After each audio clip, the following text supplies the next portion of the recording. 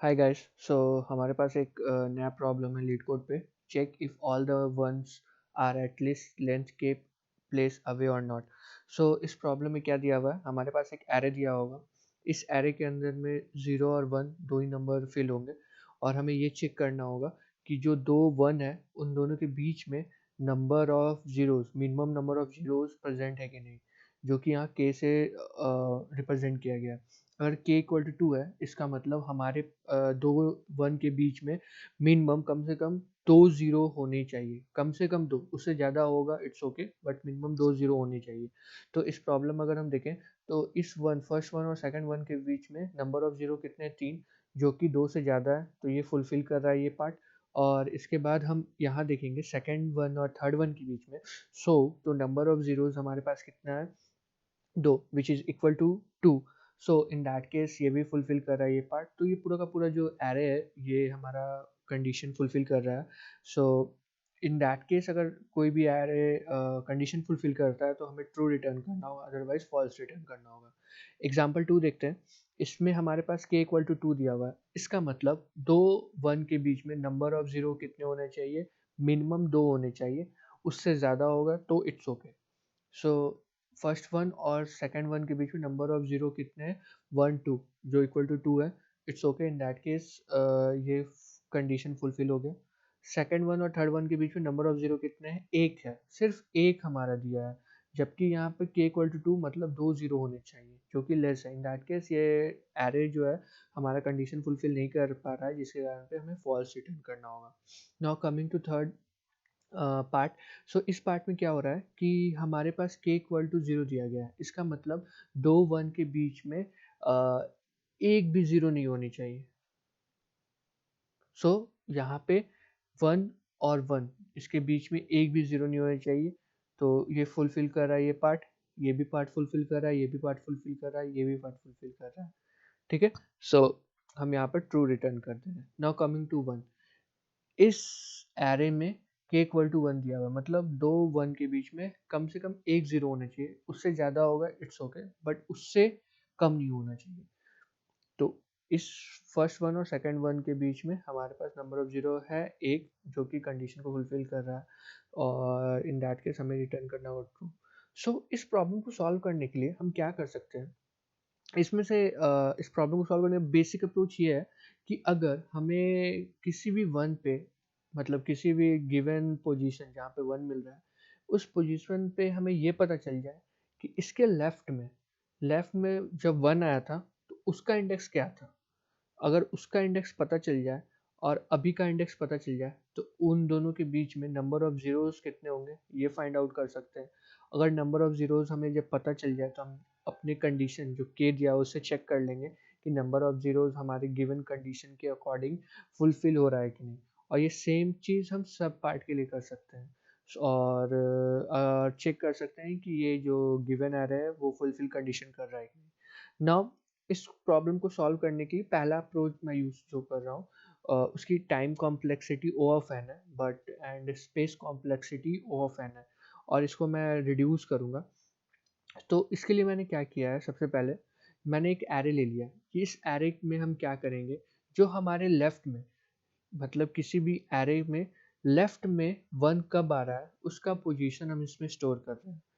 तो इस फर्स्ट वाले एरे में हमने ये यूज़ कर लिया, और ये जो एरे का लेंथ होगा जो हमारा नम वाला एरे दिया गया उसी के लेंथ के इक्विवेलेंट होगा। ठीक है ना। हमने क्या किया है, और यहाँ पे एक हमने वेरिएबल लिख लिया पोजीशन। ये पोजीशन क्या है, जो लेफ्ट में, जो अभी नियरेस्ट लेफ्ट में जो वन हमें कब मिल रहा है उस पोजीशन को ये वेरिएबल पोजीशन स्टोर करेगा। तो स्टार्टिंग में वन हमें तो नहीं मिल रहा है, जैसे फॉर एग्जांपल इस वन के लिए इसके लेफ्ट में वन कब आएगा? लेफ्ट में वन यहाँ कुछ है ही नहीं, इसलिए -1 आएगा। तो इसलिए हम स्टार्टिंग में पोजीशन की वैल्यू -1 से स्टोर कर रहे हैं। नाउ हम एरे को ट्रैवर्स कर रहे हैं। इन दैट केस ट्रैवर्स करने के दौरान हम जो एरे है उस एरे में पोजीशन जो है लेफ्ट मोस्ट वन कब आ रहा है वो पोजीशन इसके अंदर डाल रहे हैं। तो फर्स्ट इंडेक्स के लिए, जो कि जीरो इंडेक्स के लिए, उसके लिए पोजीशन जो होगा जो कि हमारा -1 है वो फुलफिल होगा हमेशा। और हम यहाँ पे ये चेक कर ले रहे हैं जब भी हमारा num I की वैल्यू 1 बराबर होगा, मतलब जब भी एरे में इसको 1 मिल जाएगा किसी पोजीशन पे, इन दैट केस वो पोजीशन की वैल्यू को अपडेट कर देगा, ताकि नेक्स्ट टाइम जब भी हम अपडेट कर रहे हो अरे ऑफ आई की वैल्यू, तो इसका लेफ्ट मोस्ट 1 का जो पोजीशन है वही फुलफिल हो। सो इस पार्ट से हम क्या कर रहे हैं, एक एरे बना ले रहे हैं और इसमें चेक कर ले रहे हैं कि किस पोजीशन पे हमारा 1 मिल रहा है। Okay, now second for loop में हम क्या कर रहे हैं, अब इसमें हम चेक वाला पार्ट कर रहे हैं कि जो हमारा गिवन 1 है और लेफ्ट मोस्ट 1 है उसके बीच में डिस्टेंस क्या है। तो इसमें हमने क्या कर लिया, नॉर्मल ट्रैवर्स कर रहे हैं for i equal to 0, i less than num dot length से, और यहाँ पे हम चेक कर ले if num equal to i है। तो अगर नम की वैल्यू आई है, हमारे पास 1 आई आ गया, मतलब 1 है, एरे के अंदर जो भी एलिमेंट है 1 है। फिर हम ये चेक कर रहे हैं कि एरे, उस एरे में जो हमारे पास नम है इसके लेफ्ट मोस्ट पार्ट पे किस पार्ट पे 1 मिलेगा आपको, वो चेक कर रहे हैं। तो अगर आई की वैल्यू -1 नहीं है तो इसका मतलब ये पहला एलिमेंट नहीं है, इसके पहले कहीं पे हमें 1 मिल चुका है। तो उन दैट केस हम क्या कर रहे हैं, जिस पोजीशन पे हमें 1 मिला है उस पोजीशन पे आई, आई मतलब अभी का पोजीशन जहाँ पर 1 मिला है, और अरे ऑफ आई मतलब इसके लेफ्ट में जिस पोजीशन पे 1 मिला है उसमें से हम दोनों को माइनस करने के बाद -1 कर देंगे, तो ये हमें बता देगा कि नंबर ऑफ जीरोस कितने हैं प्रेजेंट है उस पार्ट में, दो 1 के बीच में। अगर वो के से छोटा होता है तो इन दैट केस हमें रिटर्न फॉल्स रिटर्न कर देंगे, क्योंकि हमारे पास कंडीशन जो दिया गया था कि हमारा जो वैल्यू होगा वो इक्वल टू के या ग्रेटर देन के होना चाहिए। अगर इससे कम हुआ तो हम फॉल्स रिटर्न कर देंगे, और ये कंडीशन वो सारे के सारे एरे में फुलफिल करेगा, मतलब चेक करेगा। अगर इस एरे में कहीं भी एक ऐसा पोजीशन आ जाए जहाँ पर उसकी वैल्यू के से कम हो तो वो रिटर्न फॉल्स कर देगा। अगर ऐसा नहीं होता है, इन दैट केस हमारा ये कंडीशन फुलफिल हो रहा है और कभी भी ये वाला स्टेटमेंट एग्जीक्यूट नहीं हुआ, इन दैट केस हमारा जो एरे है वो कंडीशन फुलफिल करने के कारण हम इसे लास्ट में रिटर्न इक्वल टू ट्रू कर देंगे। ओके, से हम रन करते हैं।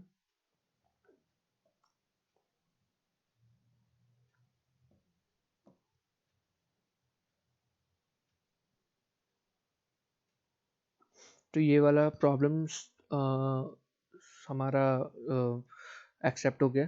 तो इसकी कॉम्प्लेक्सिटी अगर हम देखें, क्योंकि हमने एक एरे यूज़ किया है तो इसकी कॉम्प्लेक्सिटी ऑफ एन हो गई, और हम यहाँ पे एक फॉर लूप यहाँ यूज़ कर रहे हैं तो इसकी कॉम्प्लेक्सिटी, और एक फॉर लूप यहाँ यूज़ कर रहे हैं बट नेस्टेड फॉर लूप नहीं यूज़ करने का इसकी space complexity O of N और time complexity of O of N होगा। ना हम सेकेंड अप्रोच में क्या करेंगे, इस प्रॉब्लम को थोड़ा सा ऑप्टिमाइज़ करेंगे और इसको सॉल्व आउट करने की कोशिश करेंगे ओ ऑफ एन में। ठीक है, इसके लिए मैंने प्रॉब्लम इसको पहले ही से सॉल्व कर रखा है, मैं इसको आपको एक्सप्लेन कर देता हूँ।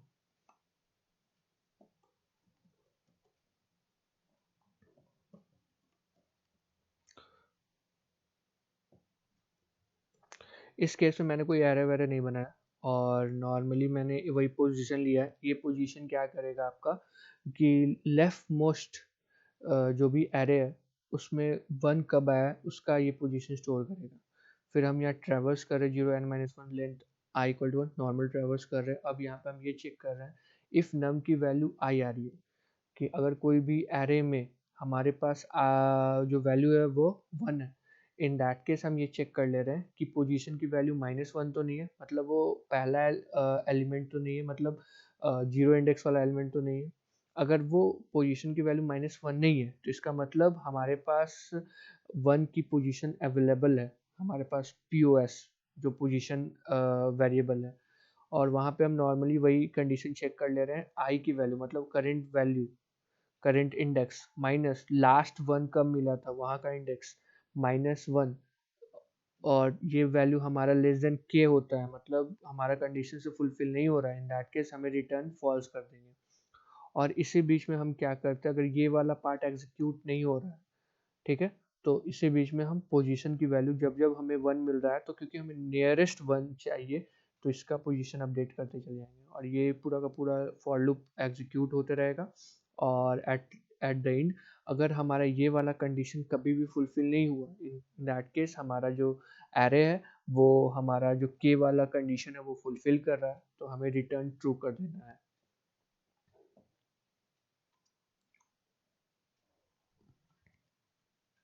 सो ये वाला भी प्रॉब्लम हमारा मतलब ये वाला भी सॉल्यूशन एक्सेप्ट हो गया। इस सॉल्यूशन में हमारा टाइम कॉम्प्लेक्सिटी ऑफ n है और स्पेस कॉम्प्लेक्सिटी ओ ऑफ 1 आ रहा है।